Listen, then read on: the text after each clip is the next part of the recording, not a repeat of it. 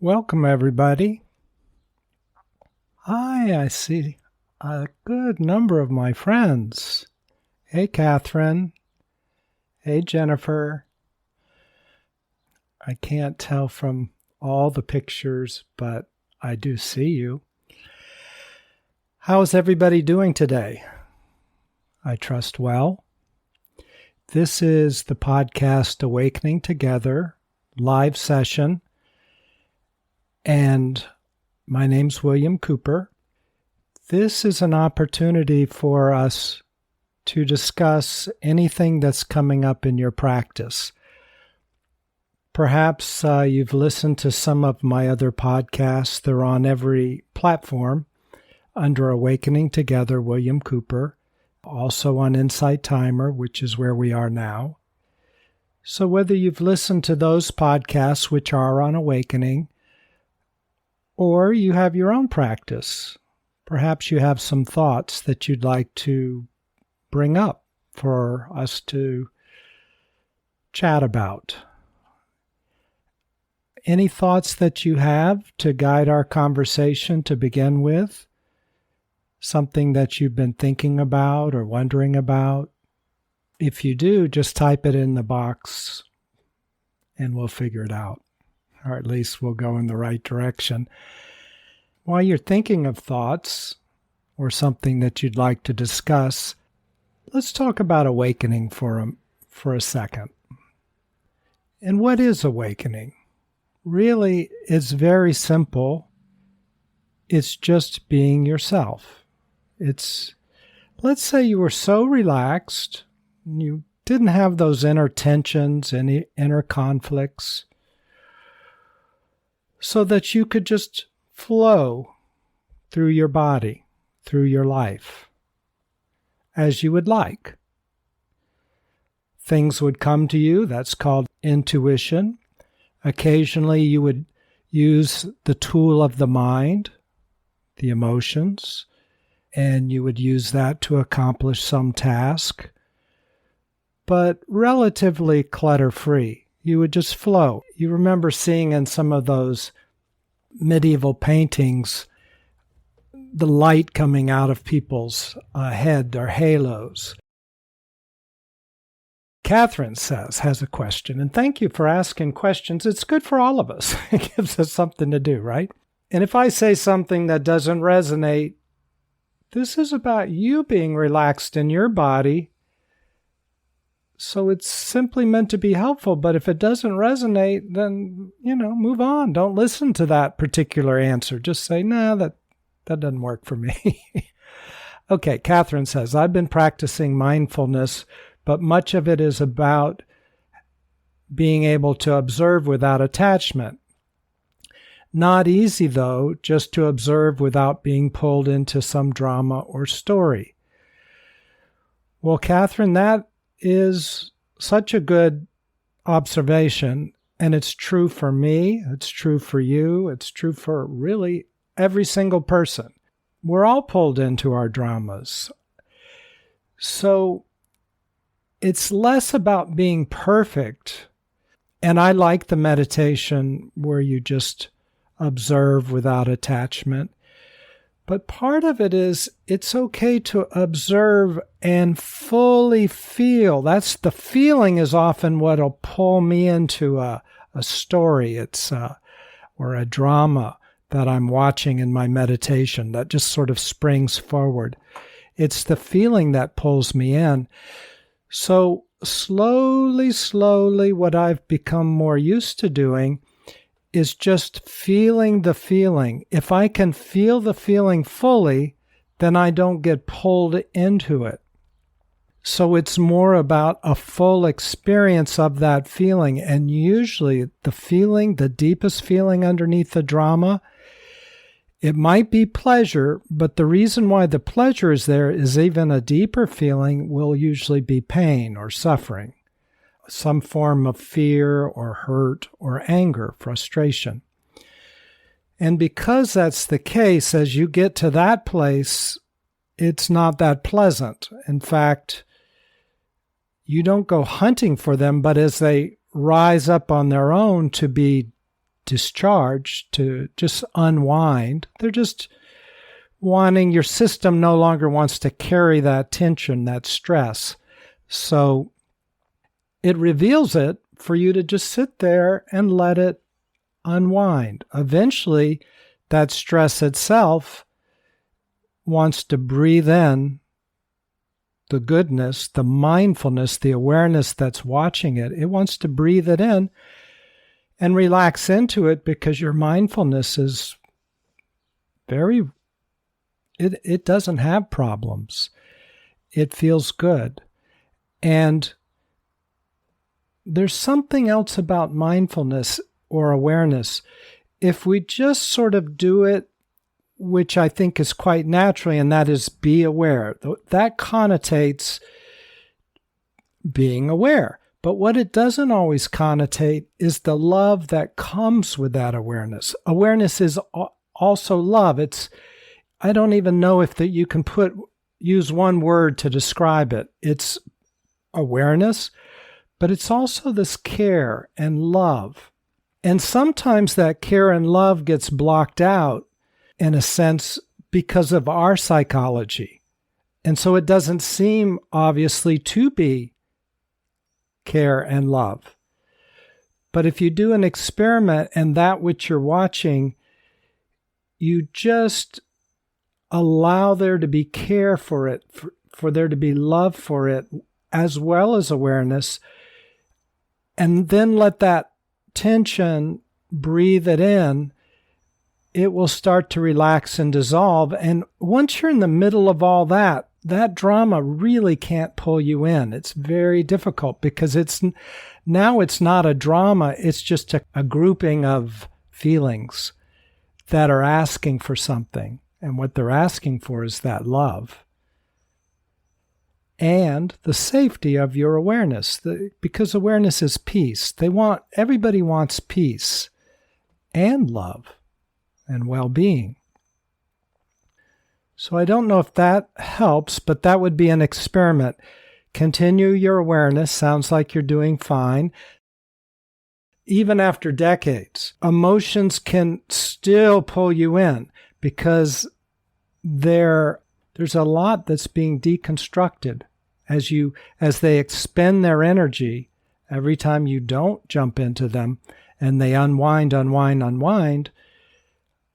they let go and they expend their energy. They get weaker and weaker over time, and they come out of your system. So as we started this podcast, this discussion, saying what is awakening, that's just the flow of your natural energy, your beingness, your light, when it's not being absorbed in all of these dramas. So meditation is a really good way to let these barriers go.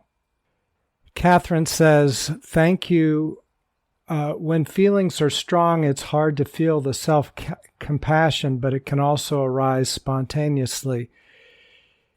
Yeah, it is hard to feel the self-compassion. And when feelings are very strong, you're doing well to just hang in there, as you know, because they're strong.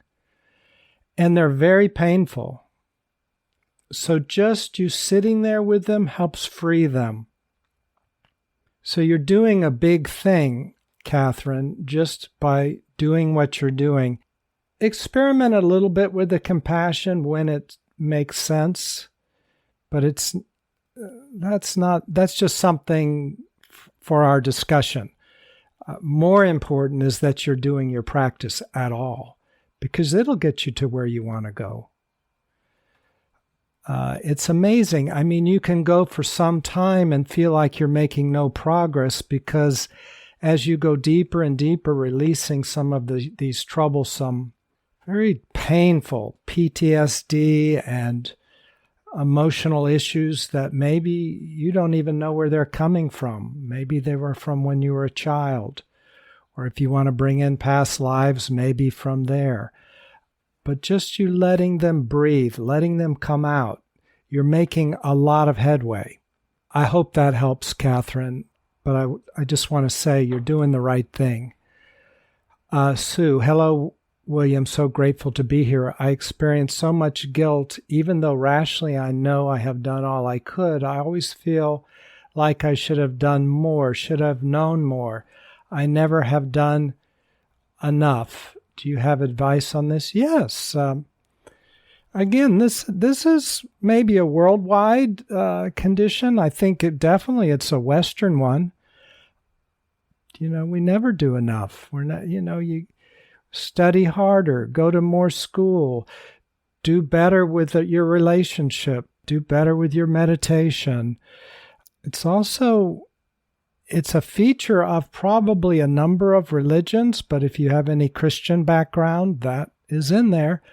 It's not really Jesus-oriented, but it is religion, Christian-oriented. It's in other religions too, I think. So what would my advice be about this guilt? I'm wondering, is it on a specific thing, and I don't have to know what the thing is, or is it on just almost everything you feel guilty? That might direct how I would answer you. And as you're, okay, almost everything, yes. What you've got here, there's a good chance that it's just, it's an old habit. It's an old way of looking at life. Maybe you were made to feel guilty as a kid, and as a child, when people put you in certain situations, because you don't have defenses, it's like hypnosis, and you take it in and you believe it.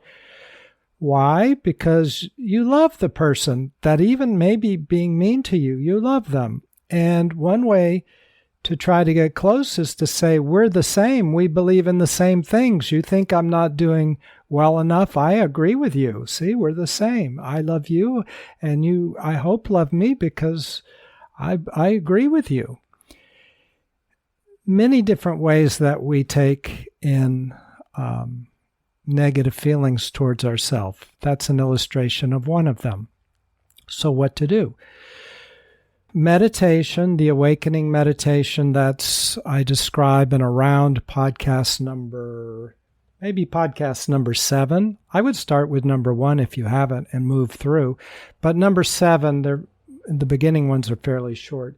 Number 7, I believe I go through that. And basically, and maybe number 8, yes, practicing it in number 8, and then later in the podcast. But what you're doing here is you're just watching your feelings as they come up. You're experiencing them, just as Catherine was talking about. And because you've got a conglomeration of emotions that are configured as guilt, or not doing enough, or not good enough. They're just emotions. They're not real.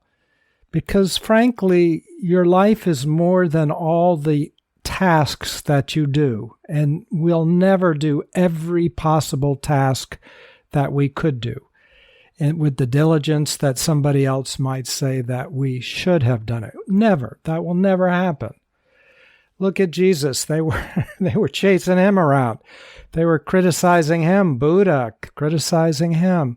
Ramana criticizing him. Well, after a while, we criticize ourselves. So you want to deconstruct that emotion of guilt. It's not a real thing, but it feels real. It's just an emotion. Emotions are hallucinations. Thoughts are hallucinations. Emotions are slow-moving and very powerful hallucinations that are rooted inside. So you want to watch it and just watch them in your meditation. Observe them. Be aware of them and let them unwind. Let them breathe in the goodness of everything around them and the goodness of you, because they have to update their files. They believe that they're doing something wrong. They believe that, and that's why they're emoting the way they are. They haven't updated their files. They might only be 2 years old or 4 years old inside. They don't know any difference. They're in a time machine. So that's when you let them come to the surface, and in a sense what can be helpful is you step into their shoes, and rather than I have guilt I have an object called guilt that's troubling me. Rather than taking that position, since there's only one person inside of you, which is you, say, I am guilt. I feel guilty. I am guilty. I am making guilt. Something like that. I am guilty. I'm guilty. I'm guilty. Now, you're not really guilty, but you're embodying that guilt. You're way beyond the personality also. We understand that. But the problem is on the level of the personality. So we inhabit multiple realities all at the same time, one of which is our personality. So problems on the personality have to be worked with from that angle, from the personality. So you inhabit, I am guilty. What does that do? That reverses any dissociation that's happened, any repression, because a dissociation is, I'm fine except for that guilt over there. I've dissociated from it. It's an object over there. It's not me. It's over there. Reassociation is, I am guilt. I am guilt. What that allows to happen, because now you've reassociated, the guilt can breathe in relief. Since I am guilt, I am also able to relax. I am also able to look around and update my files. I'm a human being. I'm okay. Let me breathe that in and soak that in. And let me feel good for a second, because it is true. I am good. And when you soak in goodness, any tension, which guilt, fear, anger, any of these personality traits, all of those are made of tension. Any tension will release, relax, and let go. It's gone. Then you never have to deal with it because it's gone. It doesn't exist anymore. As far as a philosophical level of a much different reality, the only thing that exists is right now. So even if your personality is having trouble releasing, it's holding on to a memory that action no longer exists. It doesn't exist. It's like a wave in the ocean that was there yesterday. The ocean could feel guilty about it for a long time, but that wave it's gone. Nobody even thinks about it. It's gone. The best you can do is come back in the world now with your relieved and open self, your healed self, your glowing self flowing, and you give love. That heals all. Anything, if there was a legitimate thing, I didn't say hi to somebody, or I didn't do this, or even much deeper, I didn't do that. Reapproach it in kindness as you awaken. No need for guilt. Love now. Put love into the world. I hope that helps some. I'm going to scroll back and see I hope that helps, Sue. If more needs to be said, just type that in and we'll work on that. Catherine says, I listened to your awakening meditation today and it felt powerful and releasing. Yes, Catherine, that's what it does. And all it's doing, and it's what you're already good at. You're already doing a version of that. It is powerful and releasing, and sometimes it's nice to listen to somebody else's voice so you can just relax into it. Ultimately, you do it on your own, and ultimately, all of life is a meditation, because in the awakening meditation, what's going on is you're aware of everything and you just let it occur. And somewhere in there is a deep trust, because how do you let it occur? It's only if you trust that the universe is going to take care of you. And as you let go more and more, it turns out the barriers and boundaries are gone. And so all there is oneness, which means all that there is the universe is you. That there's only one, not me plus the universe over here. The universe is me. So it takes care of me, and I trust it. And even if I lose $1 here or £1 there, okay, Formerly, I might have been in fear. Oh, I lost some money. But as I become one with the universe, I start to realize it's all connected, interconnected. So I lose $1 here, but maybe $10,000 floats in over there. Two different actions, but to the universe, it's all one thing. In my human mind, I might separate them and say, oh, I still wish I hadn't lost the $1. That was bad. But no, it's all one thing. It's a flow, and the universe is doing perfectly. Seed says, what's helped me over the past few years with difficult family members' equanimity by always answering with positives. Yes. Very powerful, Seeds. Thank you for saying that. Awakening really is, again, on so many levels, but one very powerful level that's often overlooked is what Seeds is talking about. And that's making a decision. Because you're always here. You're perfect. Sometimes we wait for everything to clear up before we act as we are. But we're perfect right now, even when our personality is not. So flowing from our perfection, even if we don't feel it, it's just nice to make a decision on some intuitive level. We know we are equanimity. We know we are positive. We know we are love. We know that. We know that as all this stuff clears out, and that's why we're doing a spiritual practice, that all there will be left is equanimity and love. We know that somehow. Even when we don't know it mentally, we know it. So because of that, why wait? I don't mean push yourself beyond where you are completely, but make some simple decisions.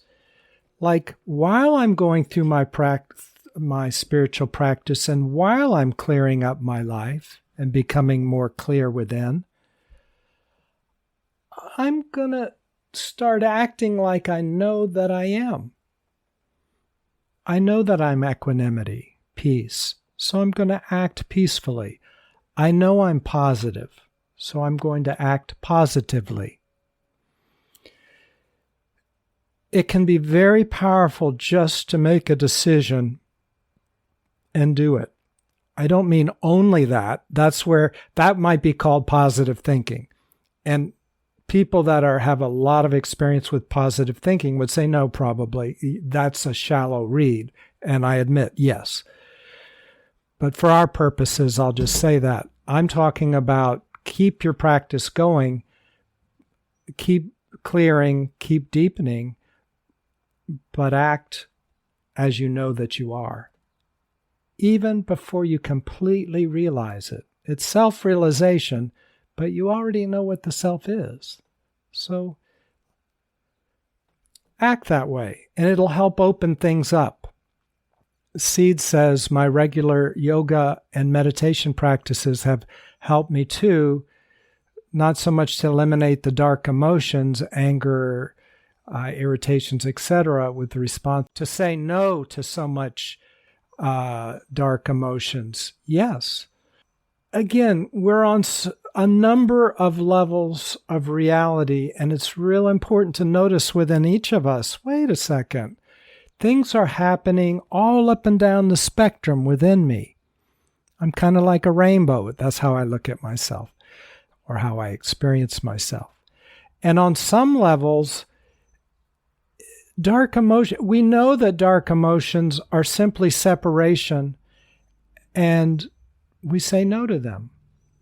And that's very powerful to get us out of the pounding surf and to make changes. Secondly, doing your spiritual practice, Seeds, as you're saying, and I'm just supporting what you're telling us with the group, is saying that yoga and meditation are so powerful to help continue to release and dissolve these dark emotions. And that's another level, a related level, but it's another level. Saying positive things, that comes from being, It's affirming the nature of our being. And as you do more meditation and yoga, we experience our being directly. But until it's fully experienced, we experience it to a degree.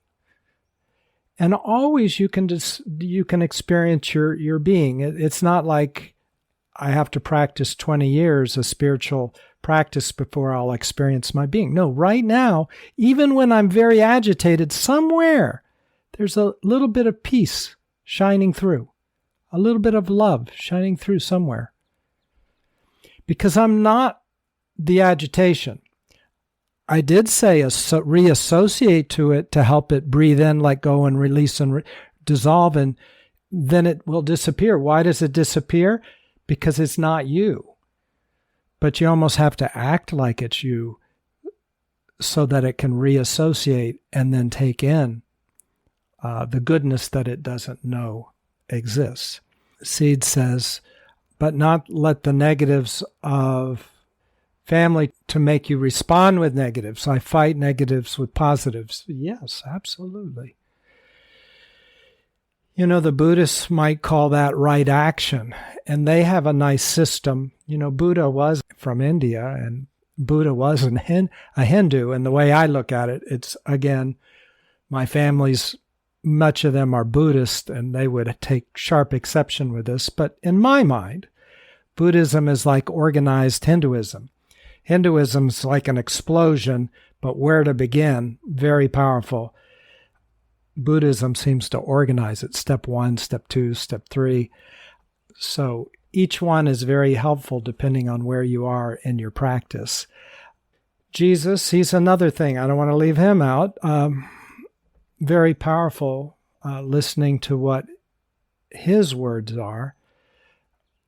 But he had some instructions I didn't see, not as thorough as Hinduism and Buddhism, but forgiveness, loving one another. These are crucial instructions, community, taking care of each other. Very powerful. Just doing those would be great. He also, when he went to release a lot of stuff in the desert, he talked about all these negatives and he called them Satan, and he would just not participate in negative thoughts, kind of like you're talking about, Seeds, but that was his version. Satan, get behind me. Or it says he spent 40 days and 40 nights in the desert. In the Bible talk, that's a very long time, and I think it's years and years. So he's very powerful. I just think as far as practices are concerned, maybe Buddhism or Hinduism a little bit more specific. But yes, Seeds, that's great. About just saying no to the negatives, and rather than succumb to the hallucination of your personality, you let right action or positives come through. And that's what I started to say. Buddhism works a lot with developing right action so that by the time you do become more awake, you've already changed your behaviors to match who you truly are inside. So even before you're very awake, they'll start working on right actions, right livelihood, right thoughts, being with good groups of people, your sangha, your community, learning about your inner nature, your Buddha nature, and following good teachings. So very good advice. Sue says, it's just so difficult with loved ones. I wish I could have done more and just don't know how to let go of that, to accept that I could not have done more at the time. Yes, makes you sad and cry. I understand, Sue. I think a lot of us have that feeling in our own way. To me, the antidote, the solution is one, you can't jump to what I'm about to say right away, but take baby steps. But it's trust. Things happen the way they happen, even your actions, because they had to happen that way. They had to make the whole thing hold together right. You seem to think you did. That was unfeeling or not enough or whatever it was. was the perfect thing to do, both for your spiritual growth and perhaps for the person that you're thinking about or the people you're thinking about. Even if you just feel so bad and you would do it over differently now, it was perfect. Ramana has a quote, and I'm going to say it, but I won't get it right at all. You can Google Ramana Maharishi and type in a little of this kind of quote, and you'll get something. You'll get the real quote. But it's something like, whatever's going to happen will happen, despite every effort to try to stop it. Whatever is not going to happen will not happen, despite doing everything to try to make it happen. He's getting at kind of the same thing. But my point is, you can't just get out of that loop of guilt just wishing that it were so. It comes with trust that everything is indeed okay. When I talked to my guru about an issue way back when, he said, ultimately everything's okay. What you're talking about is not an issue. But from where you are, it's a huge issue, and you have to be sincere and true to yourself. You can't just wish it away. You feel there's a problem, so you have to work with that problem and deal with life from the perspective where you are. That's where the learning is. So right now you're working with guilt, and I would say a lot of meditation, letting go, breathing, and it won't happen instantly. By breathing, I mean embodying that part of you that feels guilty. Let it look around, let it breathe in goodness, let it soak in goodness. Does this feel better or worse? Better. Well, good. Then soak it in, take it in, feel how good that feels. In my later podcast, I talk a lot about that. Also a bit in my PTSD podcast. This is all in the series of podcasts. If you follow me, you'll get notified every time I do a new podcast, and I'm just speaking to everybody right now. And on any platform, I think, especially on Insight Timer. And you'll be notified of live sessions. But also, once you get to one, all of them will come up, and you can scroll through. There's like 107 of them now. This one might be 108. So you can scroll through, and by the titles, find things that are podcasts that are about releasing, letting go.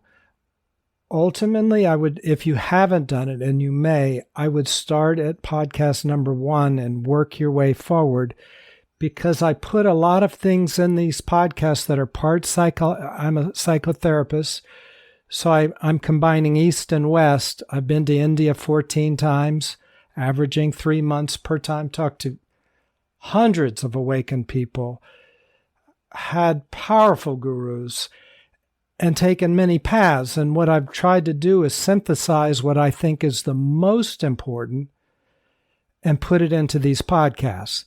Other people would differ with me. I realize it's just my perspective, but it's a start. It's something so that maybe it can put you in the right direction. They're all free.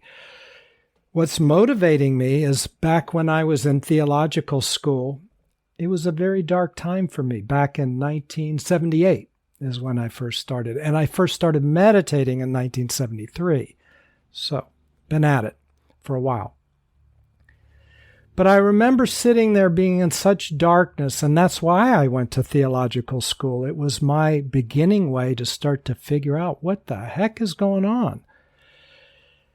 And I just wished for so much help, and I was so grateful when I got help, because I was way beyond traditional, like read a Bible verse or something. That wasn't going to work.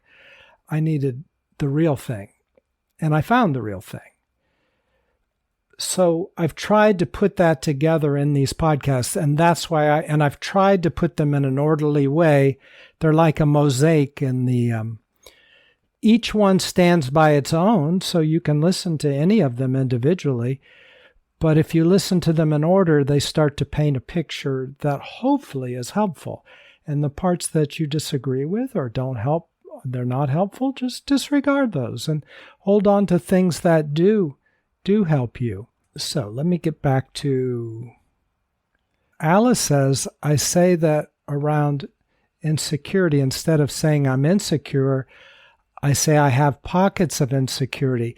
And Alice is responding to seeds replacing negatives with positives, as he said in his statement before. And yes, that's a true statement, Alice. Ultimately, we're not negative at all. I mean, we're not insecure at all. But in this world, we do have pockets of separation, and those have been turned into insecurity.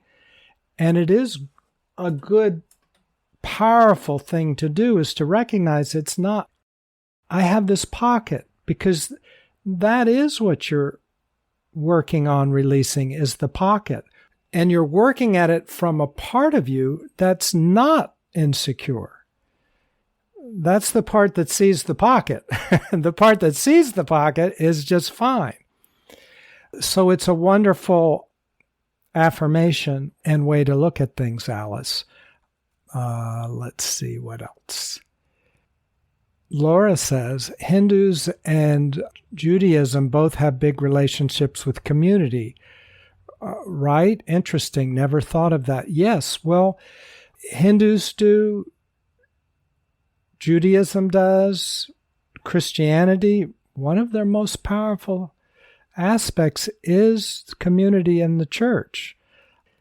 I personally am not so sure that the religion of Christianity is transmitting perfectly what Jesus was saying, but they're trying. And so I would take, that's the danger of, I went to a church and I tried to figure this out. I've all my life gone to church, but in college I went and I ended up in a mainline church that somehow got into a campus ministry aspect that I got into, and I simply wanted to study the Bible. That next thing I knew, it was really very cultish and damaging. And it's what motivated me to go to theological school to sort all this stuff out. So I did get a good education, and so I feel very confident with my thoughts, my perspective. It was a 4-year program. But I see the good, but I see the maybe things that aren't as productive as they could be. Sometimes it's not as clear as I would like it to be. It's not a remark about individual Christians or the community, or certainly not Jesus. He's my deepest friend. Oh, Roberta found the Ramana quote. Thank you. Whatever is destined not to happen will not happen, try as you may. Whatever is destined to happen will happen. Do what you may to prevent it. This is certain. The best course, therefore, is to remain silent. Meditate. Because everything is perfect. It doesn't seem like it's perfect. When I talked to my guru, it did not seem like it was perfect. And it wasn't perfect for me. But you know what he had us do? Meditate. One time he asked us, he said, do you know why you suffer? And I'm a psychotherapist. There was, at the time, I don't even know how many people were there. Let's say 50. It could have been 500. I'm not sure. He had millions of followers, or has, I should say. And we said, why? Why do we suffer? I was curious. What was he going to say? He said, because you don't live life fully. What?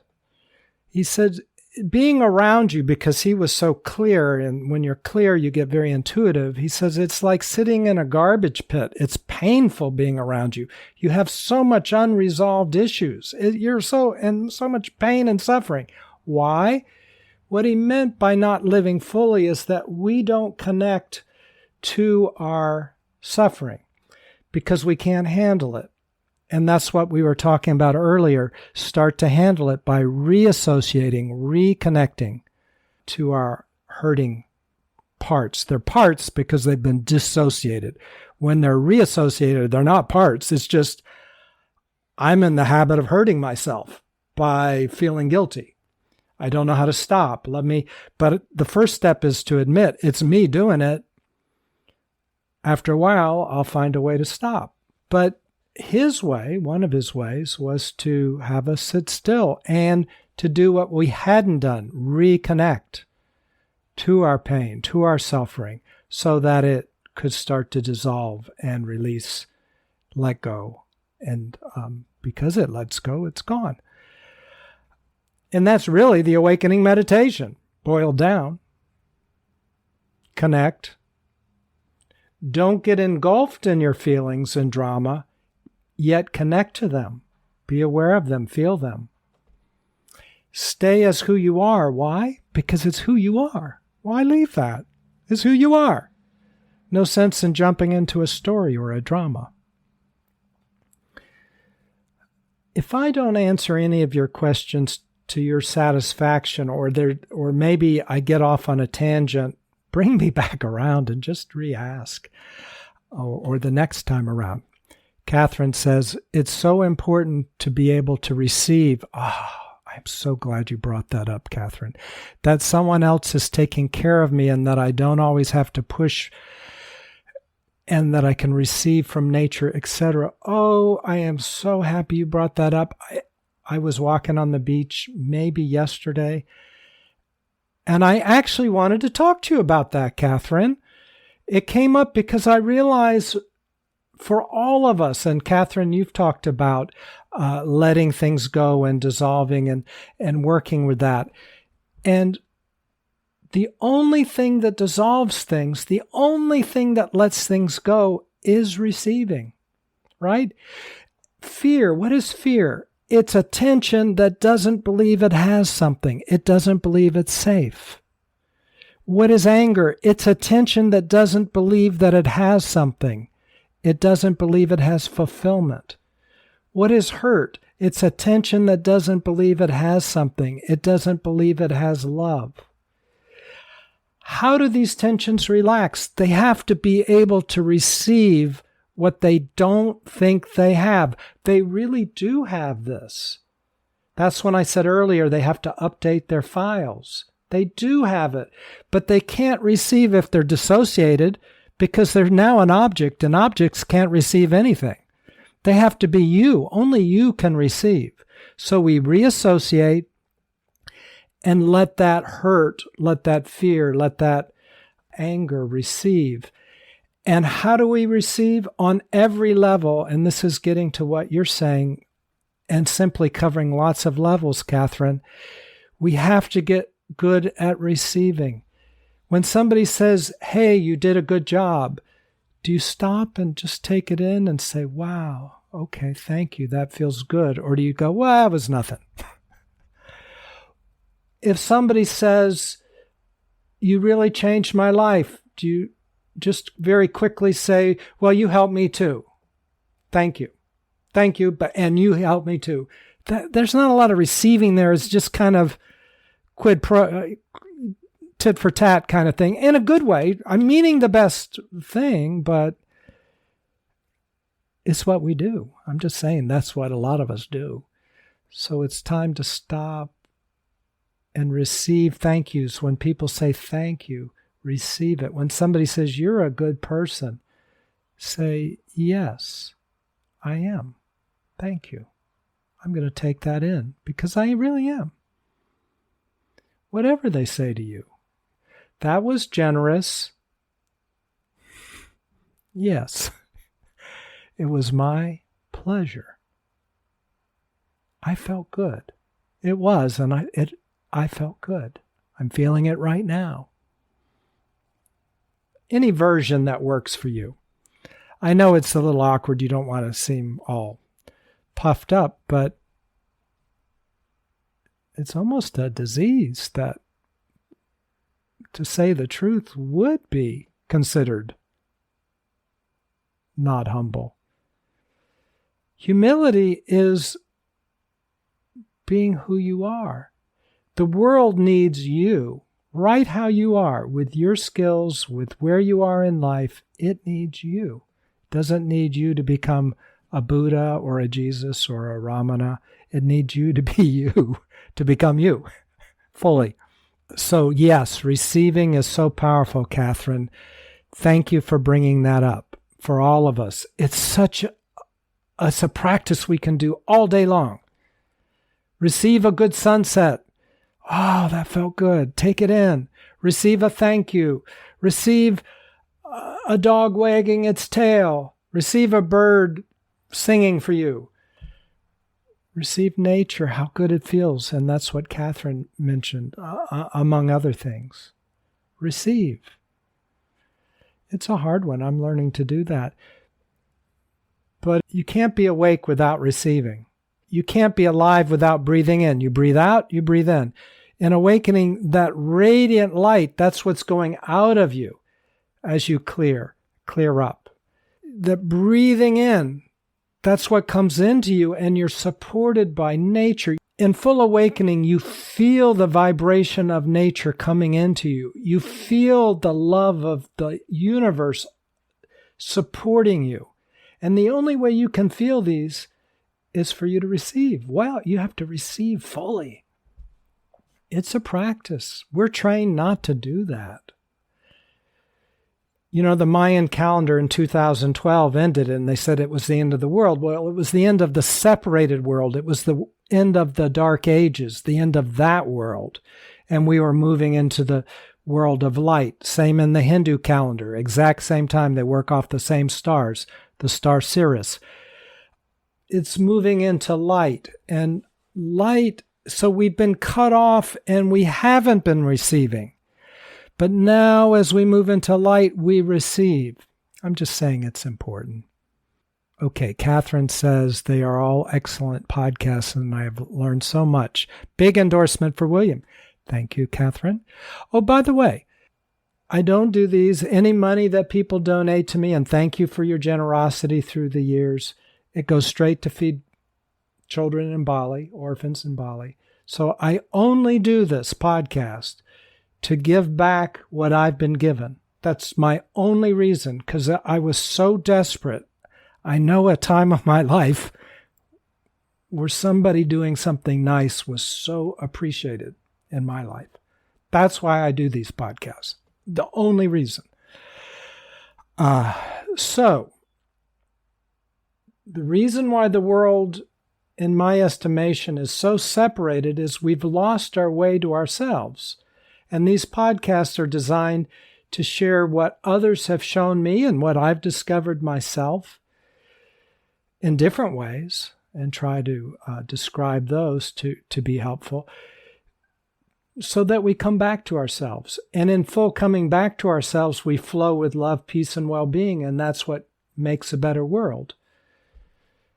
Short of that, I don't see how the world is going to pull out of this. You can't be suffering and just put a fake smile on your face and make a good world.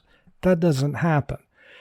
So, if you find these podcasts helpful, consider sending a link to somebody else. It doesn't mean that they have troubles, but everybody might enjoy some of the things in these podcasts. If you feel that that's true, send it.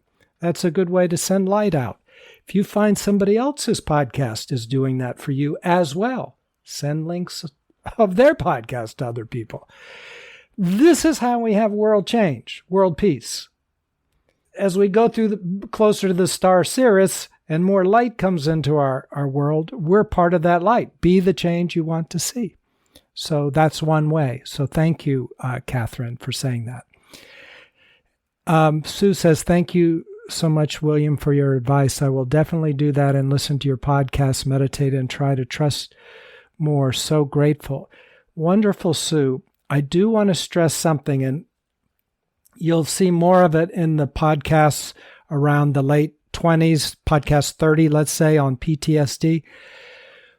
When you're going deep, and we do this step by step, baby steps, you want to proceed slowly. I mean, what else are we doing in this life? Often we want to get it all done all at once.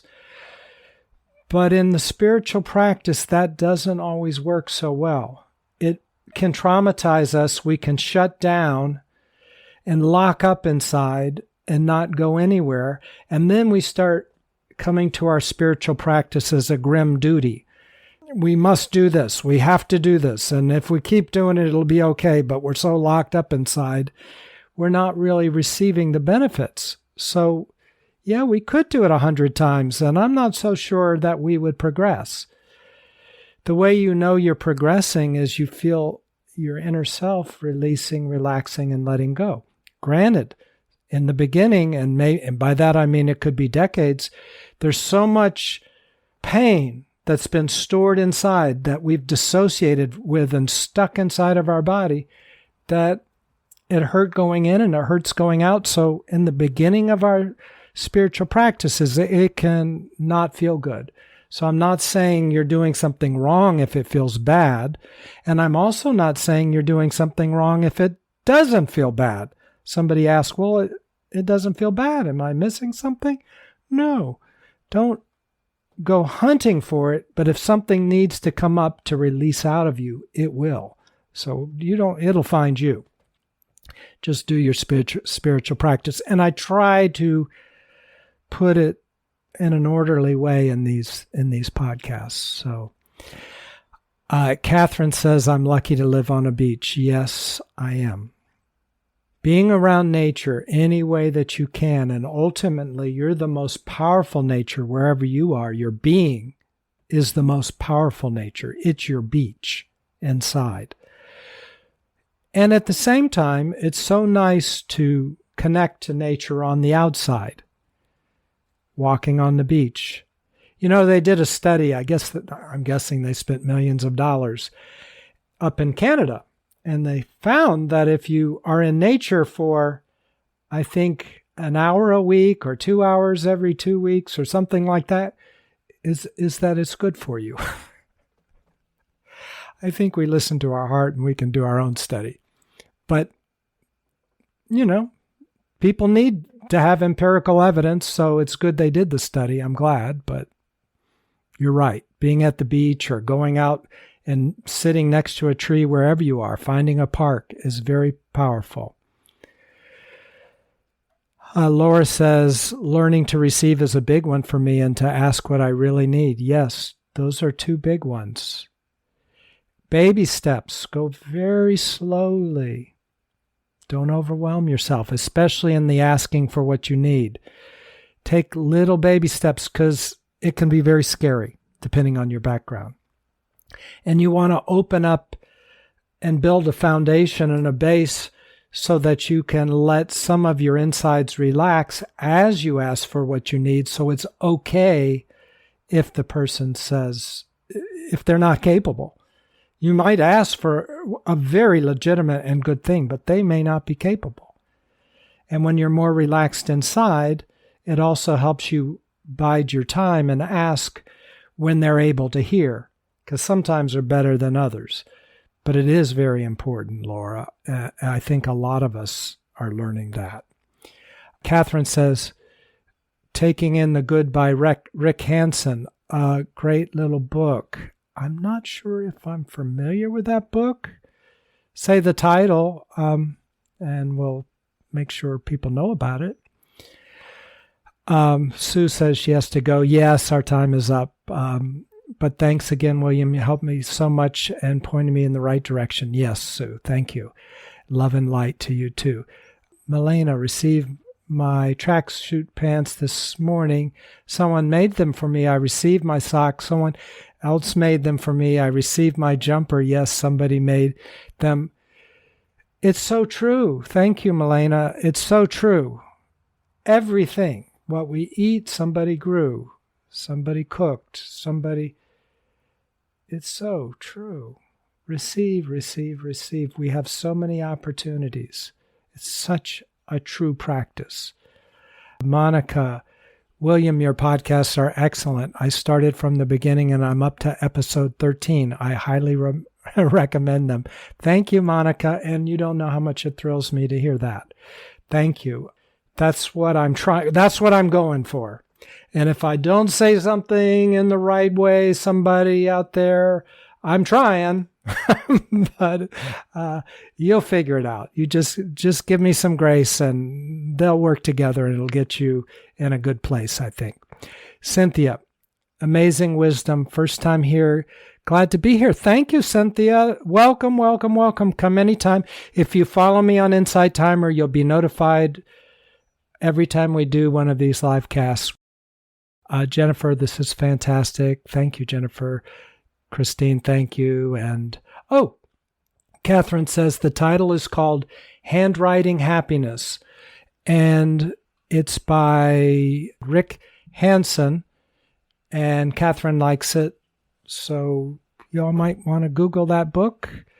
I like when people have read things and it meant a lot to them. Oh, he's a neurobiologist. Okay, well, even better. Yes. So thank you for sharing that. Okay, everybody, thank you so much for your great questions. Look how it guided our conversation and our interactions. Thank you. Your spiritual practice is so beautiful. It's step at a time. It's baby steps. It's just showing up and you'll get there. Guaranteed. All right. Look forward to talking to you all soon. Take care. Bye. Hello, this is William. If you've enjoyed this podcast, please consider sharing it with somebody else. Send them a link. Thanks so much.